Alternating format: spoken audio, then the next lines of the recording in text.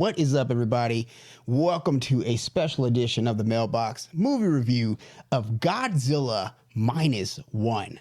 Now, this review is completely spoiler free. I will get into details, but it'll be anything that you have seen in the trailers. If you don't want to know anything and you haven't seen the trailers, go ahead, watch the movie, and then come back to this channel and check out this video. Now, first thing, hopefully I'm not too loud for you guys' ears. I don't know. It doesn't look like it on my levels, but we'll see. First thing I want to say is this movie was, again, I'm trying not to get into spoilers and everything, and I do it live. For this movie, if I had to grade it on a scale of 1 to 5, I'm going to give it a 4.5. Yes, 4.5. I don't have anything to complain about the movie, but I'd have to see it again because I just literally got out of the theater and I wanted to come here and deliver this to you guys. So I don't know how I'm going to feel after I see it again. Maybe it'll be a perfect 5, maybe it'll be a 4.0, 3.5, whatever.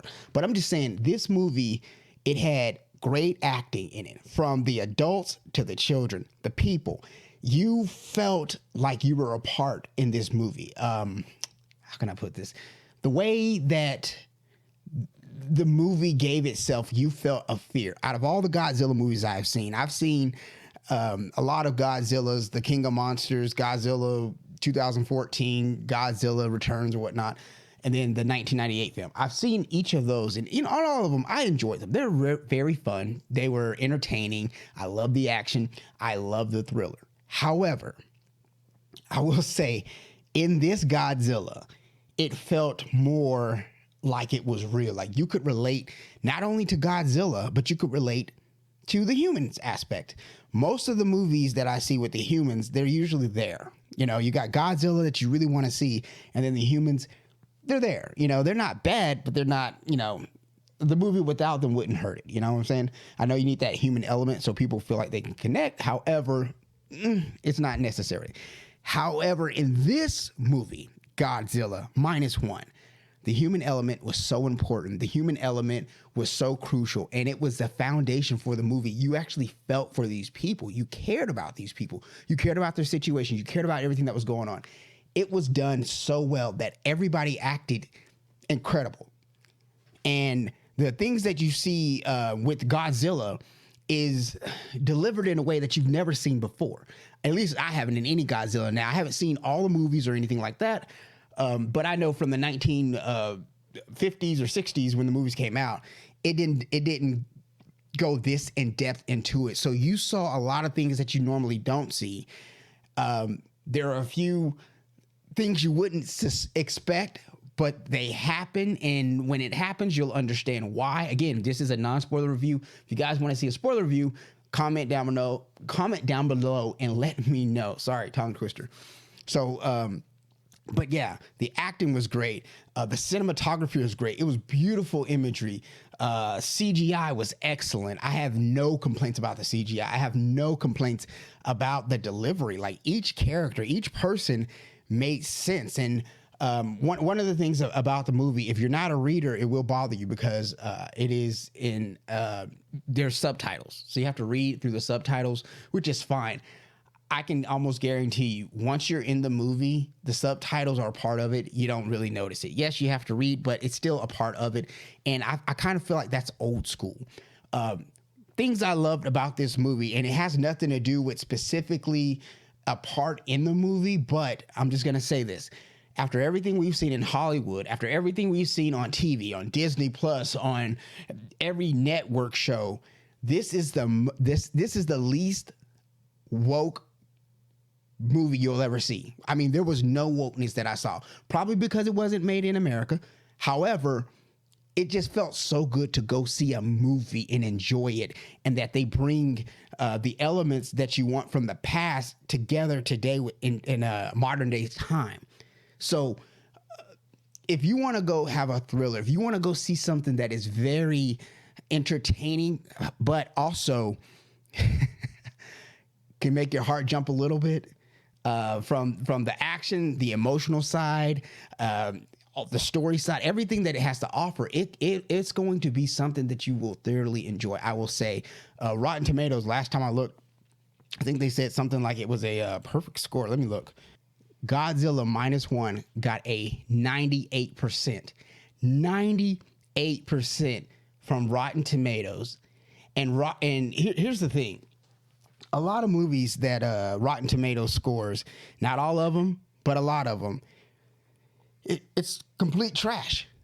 That they'll just say, oh, this movie was great because of the agenda, whatever the case is. But for this not to be a woke movie, for this not to be some hidden message, but just an entertaining film that you can go and enjoy with your family, with your friends. Now, I will say for the kids, Godzilla is a scary monster in this. Like, you see the monstrosity that he brings in this. So this isn't for the faint of heart. You got kids that are going to have nightmares, kids that are scared, kids that don't like loud noises. This ain't for them necessarily. They'll enjoy it because it's cool. But I think the other Godzilla versions that you guys have seen have all been Godzilla being the hero, Godzilla being the friendliness, Godzilla restoring balance to the universe. None of that in this. Godzilla is for Godzilla. He's not your friend. He's not your enemy. He's not your frenemy. Godzilla is just Godzilla. So I promise you guys, if you just go in and you want to see a good film this weekend with friends, even if your kids, if your kids can handle it or you can handle your kids, oh, mommy, daddy, I'm scared. I want to come sleep with you because I'm whatever, then go for it. But I promise you, you will not be disappointed. They did a lot of things in here. Now, a lot of people say that this is the best Godzilla ever. I can't say that. Now, it's not because it's not fantastic.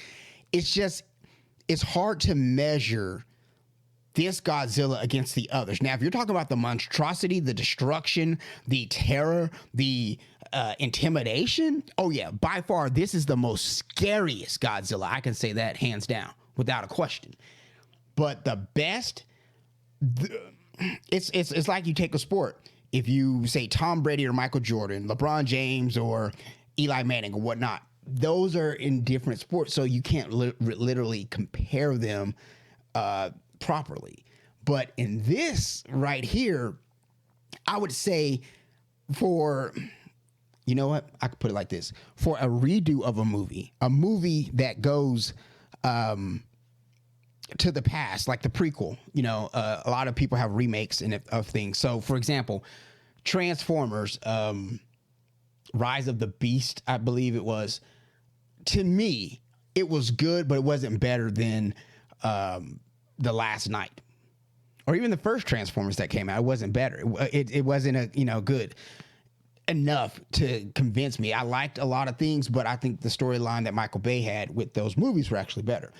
With this movie, for going back to the past and kind of doing like a prequel, but a remake of the old Godzilla, you got that nostalgia of the 1945, 1944 element, but then a modern day version that you can still understand and you can relate to. Again, guys, like if you look at these scores, it's just incredible. Let me pull it up again. So right here, Godzilla for the tomato meter got 98, audience score 97, and that's just what's come out. We're not looking at the whole weekend yet. This is just from when the movie people seen early screenings, and then tonight I saw an early screening that I went to on a Thursday night, and this is what they're scoring it at already. It completely crushed anything else that's at the box office right now currently. But I think that you're going to enjoy this. This is going to be something fun. I love the direction they went in this, the way it's set up. For sure, they more than likely would do another sequel. And here's the thing. What's so incredible about this movie? It took them, I think they had a budget of $15 million. $15 million, and they did all this. The CGI they pulled off is better than some $200 and $300 million movies that flopped at the box office. I know probably by the end of this week, this movie is going to make profit double, triple, at least. It's really good. I have no complaints about it. It's different. It's in a different time. It's impactful. Like, you feel for the characters. You feel for Godzilla. You understand a lot. You feel for the main character and everything that he's going through, and the way they did the character development. You understood everything. There are things that I found out about the character watching it that I didn't like. I was like, come on, man, seriously? But I was that invested into him. That's the thing. I was that invested into the character that I took it for real. So to me, if somebody, or if a movie can do that to you, and you're in a Godzilla film really invested in these people, that's a winner in my book. So again, guys, if you're going to go see this movie, please go check it out. Or if you want to see a movie this weekend, rather, go check it out. It was a great experience. It's an hour and 58 minutes, I believe, or 2 hours and 5 minutes. Golly. So it's 2 hours and 5 minutes, but I promise you guys, it did not even feel like it was 2 hours and 5 minutes. It literally just went by like that. And like I said, from start to finish, you're invested in it. And there's a lot of things in it that happen that I don't want to spoil for you. But again, if you guys want to see a spoiler, let me know. Thank you guys for joining me tonight. Keep it short and sweet. I hope you enjoy it. I hope you like it. Let me know how you feel. You guys have a great night. Melman out.